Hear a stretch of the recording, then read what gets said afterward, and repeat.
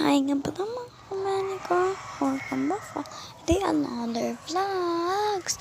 So yun nga, ayan nga pala guys. Kakagi pala mapapasabi ka lang ay good morning babes. Siyempre naman bago talagang gising ay siyempre pang 6-7 agad yung sasabihin. 6-7? So ayan nga pala kung nakikita niyo naman.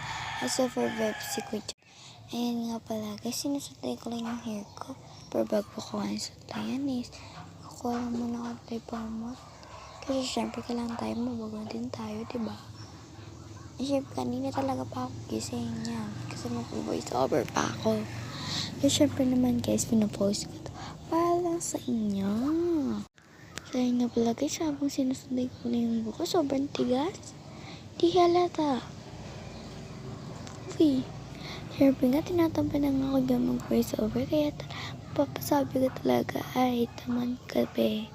Siyempre, alam niya na ako. Good morning. Alam you. Siyempre, amang sinusutlay ko nga pa. Siyempre, diba, amang sinusutlay ko. Hair ko, kailangan ulit-ulitin mo yan, te. Siyempre, kukuha ko ng buto.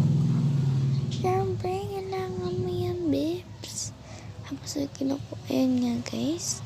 Kung gusto nyo nga mag-vlog ako sa school, huwag niyo kalimutan mag-subscribe sa aking channel.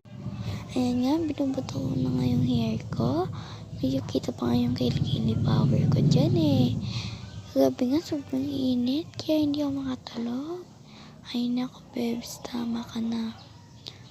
Punta muna pala ako doon. Kasi tingnan yung aking face kung mamalit na nga ba. So, konti na lang. So, yun nga, papakita ko nga sa inyo mga babes, yung mga dyan, yan yan, mga ginasarak yan. At pumunta nga ako tayo sa kwarto, para tignan yung kapatid ko, sobrang tulog, huy. So, yun lang, thank you for watching.